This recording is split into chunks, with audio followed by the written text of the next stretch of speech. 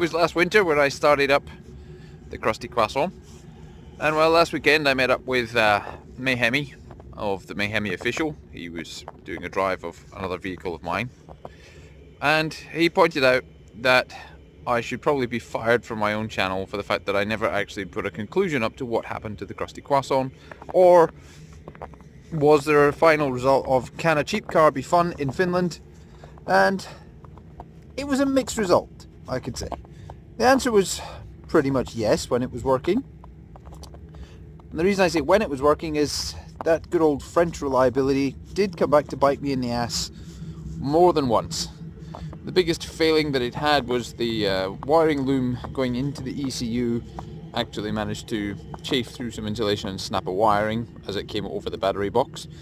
That one was quite a stumping, and I ended up taking it into CUDA and then having the kids and the students there, doing their investigative work, because it just had me for a while of just like, it would sometimes start up, run perfectly, then other times nothing, or you would be driving down the road and then all of a sudden it would just turn off, and then you would cruise into the side of the road, open the bonnet, close the bonnet, turn the key, and it ran. And I replaced numerous sensors, numerous things trying to find where the fault was, but they found that one and it ran perfectly fine.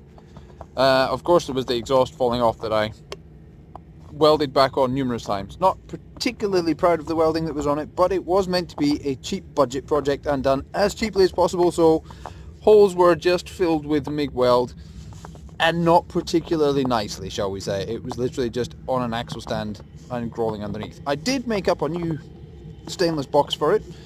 Never got around to fitting it. Life got in the way. Left the college, got a new workplace, started working in there. Still ran the car, still had a plan of keeping the series going about the car, but, well, other things came up, and I don't remember if I had this at the time. This has been an 80 series has been a bit of a bucket list for me for quite some time, and I got the chance of that. And sadly, 1 month after owning it, the turbo decided that it was going to force itself through the motor and started force feeding itself oil, causing the motor to run away. If I can find some pictures or video, I'll insert them somewhere around here. If they don't appear, I didn't find them. I've changed phones since then as well. And this ended up being the 80 series Land Cruiser. Epitome of reliability and sensible choice of motoring that will always get you there. Yeah, mine broke down. So I had to put some reasonably large money into buying a new turbo and doing a lot of big jobs onto this one. Amazingly though, even though I found bits of the turbo vanes in the inlet tract, it might have put some through the motor, it still runs fine, still pulls fine, and we have just only fitted on, well, there was a big tear down of ancillaries and cleaning up and putting it back together, but I didn't open the engine. I was told by some Toyota guys in the UK, don't open the engine, just clean everything, put it back together, fire it up. If it runs and doesn't smoke, you've won. If it doesn't, you've lost. But you're going to have to buy a new turbo and do all those gaskets anyway. So we did that. And yeah, now it's been pretty much bomb-proof ever since then. Love the thing. It's great. And thanks to Wink 4x4 for coming through on one of their new turbos they did. It's a stage 1.5. They have a 1 and they have a 2, but now he has a stage 1.5 because I do some towing but mostly daily driving, so I didn't want all the grunt of the 2, but I still wanted daily driving, and well, more is more, is it not? I think so. I should add an intercooler, but that may not happen. Anyway, I digress, for once.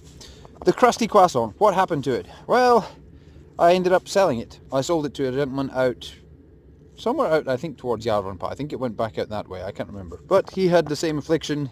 He didn't want a French hot hatch, but he knew that if you want a hot hatch, you should really just buy a French hot hatch. They do everything particularly well, except for reliability. But they do breaking down fantastically well too. And, you know, if you're prepared to do the work yourself, it's fine. But you will have to do some work yourself. The Clio in point. I made the deal to sell the car on a Wednesday, I think. Guy was coming to pick it up on a Thursday. Drove into work on the Wednesday night to go and pick something up, and the starter motor failed.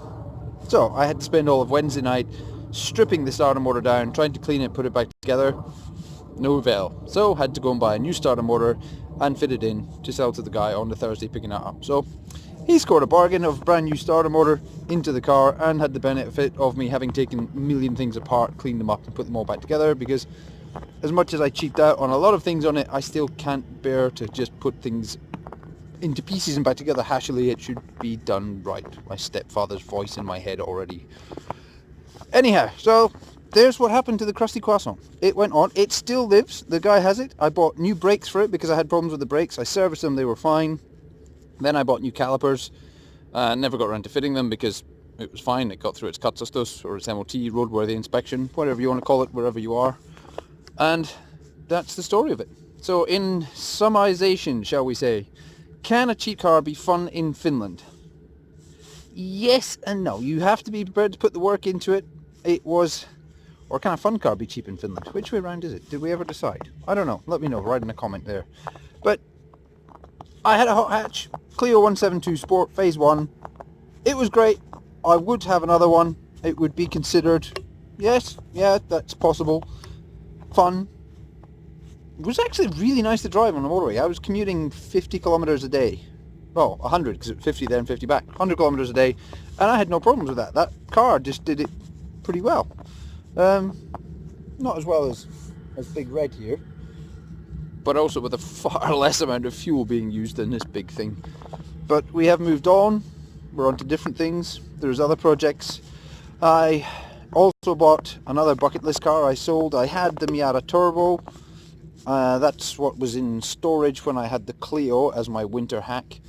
So that one has been sold, and then I bought an RX-7, which is what Meihemi will be reviewing.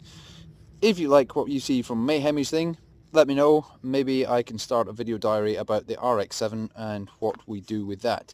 It's very much all stock, an original. I'd been looking for 4 years on and off, but now we have it. So, there we are.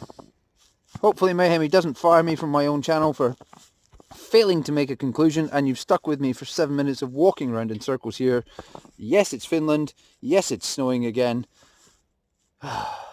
But it's okay this time. This winter, I think I'm prepared with the right vehicle. I didn't come with a Clio. I came with a Land Cruiser. If you want to go on safari, take a Land Rover. If you want to come back, take a Land Cruiser. That's what they say. Let me know what you think. See ya.